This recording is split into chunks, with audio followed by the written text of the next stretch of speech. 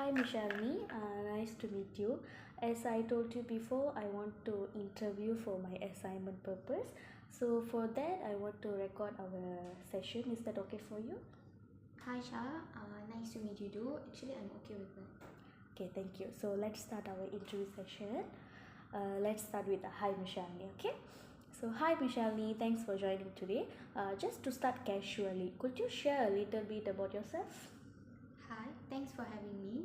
I'm Mishalini, currently studying Bachelor of Computer Science at Multimedia University in Cyberjaya. I'm from Puchong, Selangor. I'm passionate about technology, especially artificial intelligence and gaming. Serious sounds interesting. What about your hobbies, interests, and your goals in life? I enjoy playing badminton, coding mini games, and exploring Mm-hmm. new tech gadgets. My long term goal is to become a software engineer and eventually create my own gaming startup. Superb. That's inspiring.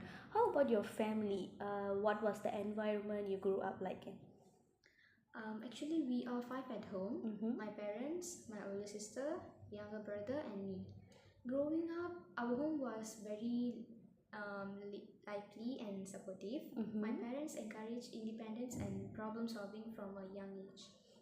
That's great. As a student, what are some struggles you are currently facing?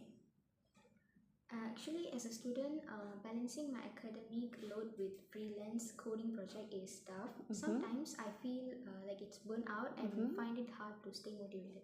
Uh-huh. I know how you feel. Anyway, how's your health nowadays? Generally healthy, but I sometimes suffer from back pain due to long hours of sitting while coding. I hope you will get better. Next, financially, how are you managing yourself? Thanks, Shah. Actually, I'm doing freelance app development and also getting some financial help from my parents. Mm-hmm. If you don't mind sharing, how much do you earn and how do you usually spend it? On average, I earn about 800 a month from freelance work. Mm-hmm. I spend it on software subscriptions, saving for a new laptop, Mm-hmm. and occasional meals with my friends. Well, moving into emotional stuff. After a bad day at university, how do you usually distress? I usually play basketball with my friends or watch funny YouTube videos to cheer up myself. I love basketball too. Then, what's something you have achieved that you're really proud of? Wow, great to hear. Let me tell that I'm proud of creating my first mobile app, which Mm-hmm. I didn't upload yet. Oh, It showed me that I could actually build something people want. great, Mishalini. Can I know the name of the app? Haha, since you are recording, I Mm-hmm. don't want to reveal it until I launch it officially. That's fine, Misha. So, next question is who are some of your role models? Elon Musk, Mm. because of his innovative mindset. Wow, the great entrepreneur. How do you celebrate success? Yeah, I usually reward myself with a tech gadget I've been eyeing or Mm-hmm. treat my close friends to dinner. Good one. How do you usually react when a classmate or friend changes your opinion? I like hearing different viewpoints, Mm-hmm. so I just stay calm and debate Mm-hmm. logically. I Mm. see it as a way to learn, not to argue. Okay. Have you ever changed your behavior for anyone, either at university or home? Yes, I used to be very blunt with my opinions, Mm-hmm. which hurt people. I Um, learned to praise things more thoughtfully after receiving feedback from my friends and family members. all right. So, how do you recover after a failure? Can you share a story? Yeah, Maybe. sure. Mm. Once I failed an important programming assignment, Mm-hmm. I felt terrible, but I got spend extra time revising and Mm-hmm. attending coding workshops, Mm-hmm. and I aced the next one. Kudos. When have you felt really demotivated and how do you bounce back? During my first semester, Mm-hmm. I struggled with online classes. Mm-hmm. So I just made a schedule with small daily goals and joined study groups, and Mm-hmm. it really helped me stay on track. Nice one. Since you are close with your group of friends, what would your closest friends say about you? They would say I'm Mm-hmm. dependable and Uh-huh. someone who can find solutions under pressure. Mm-hmm. So, what behaviors make you really angry? Well, I get frustrated when people are arrogant or refuse to listen during discussions. Uh, so, yeah, that's irritating. In a social setting, how do you pick up on the mood of a group? I observe their body language first and Mm, energy levels. mm, If people are laughing and interacting, the vibe is excellent. If they mm, seem stiff or quiet, I don't like it. mm. What non-verbal cues tell you someone is upset? They tend to avoid eye contact, Mm, have tense facial expression, or mm. tap their feet nervously. True. Okay, can you remember a time a social norm was violated and what did you do? During a group discussion, Mm-hmm. someone kept checking their phone and interrupting others. Ah, I gently reminded everyone to stay respectful and focused. nowadays students love to use phones during discussions.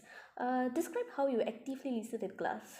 Yeah, that's true. Actually, I make eye contact, Mm-hmm. minimize distractions like my phone, Mm. take notes, and note occasionally to show I'm engaged with lecture.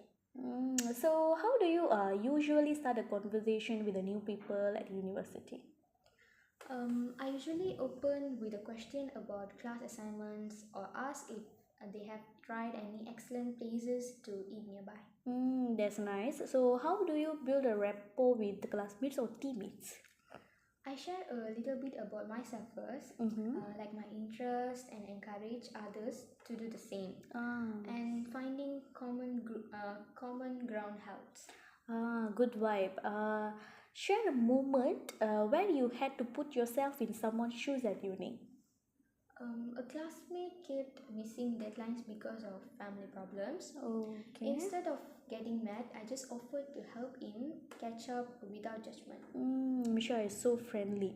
Next, what do you do when someone shares a personal problem with you? Um, Actually, I will listen patiently, Mm. validate their feelings, and Mm-hmm. only offer advice if they ask for it. Wow, respecting someone's feeling isn't easy nowadays. So, how do you show empathy toward people from different backgrounds in university? I keep an open mind, avoid making assumptions, and make an effort to learn about their culture and experiences. Okay, so tell me about a conflict you recently had and how you resolved it. I had a disagreement with a project teammate about task division. Mm-hmm. We sat down and discussed expectations clearly and redivided the task more fairly. Oh, good move, Misha. So, how do you handle disagreements in group? I encourage everyone to share their views calmly, Mm-hmm. write down possible solution, and agree on the best way forward.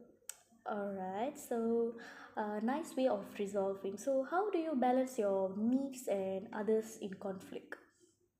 I weigh the importance of my needs versus theirs. Mm-hmm. If my needs are flexible, I adjust. If Mm-hmm. not, I will just explain my reasons respectfully. Oh, that was great. So now we move into section D, Misha. So this sections it will be like rate numbers 1 until 4. So I'll just ask the questions, okay? Example, Misha, you suffer a financial setback. To what extent can you influence the situations? You can rate until 1 and 4. Maybe I would rate it a 4. Mm-hmm. I can cut down on unnecessary expenses and look for quick freelance gigs to recover. Okay, so the next one is you are overlooked for a promotion. So, what extent do you feel responsible for improving the situation? I would say 4. It's Mm-hmm. partly my responsibility to upgrade my skills and show better performance next time. Okay. Now let's imagine like you are criticized for a big project that you just completed.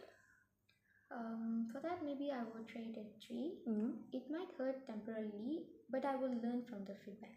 Okay. So let's say you accidentally delete an important email. I would rate it 5. Mm-hmm. It's a minor setback, but I can just resend or explain to the relevant people. Okay. So now let's imagine the high priority project you are working on gets cancelled. Oh god, I would rate it at 4. Mm. It's so frustrating, but I Mm-hmm. will move on to the next opportunity. Okay, get grade one. So, what if someone you respect ignores your attempts to discuss an important issue?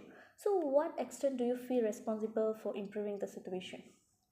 I would rate it 3. Mm-hmm. I can try approaching them differently, but I can't control their action fully. Yeah, true. So, what if people respond unfavorably to your latest ideas? I would rate it 4. Mm-hmm. I can reframe my ideas or I explain them more clearly to gain support. Good one. So, like now you are a student. So, as a student, you are unable to take a much needed vacation. So, what do you do? Um, it's kinda disappointing. Mm. Maybe I would rate it 5, Mm-hmm. but it's not a huge deal. I Mm. can plan a future break instead. Okay, that's a good one. So now is you hit every red light on your way to an important appointment. It's kinda annoying, so just rate it 3. Okay, so after extensive searching, you cannot find an important document. I would rate it 4. Mm-hmm. It's stressful, but I can usually recreate it. All right, that's a good habit. So your workplace is understaffed. So what extent do you feel responsible for improving the situation? I rate 2. Mm-hmm. I can support as much as I can, Mm-hmm. but staffing decisions are beyond on me. Yeah, it's true also. So let's say, what if you miss an important appointment? I would feel bad, but it's something I can fix my apologizing, so I will rate it 4. All right. So this is our final part. So the final question is, your personal and work obligations are out of balance. I would say 4. Mm-hmm. With better time management and clearer priorities, I will manage it. Oh, thanks, Mishalini. You are amazing, and I really appreciate your time. Thank you too. It was nice. Put some filter in my picture. Sure. Bye. See you, Sha. Take care.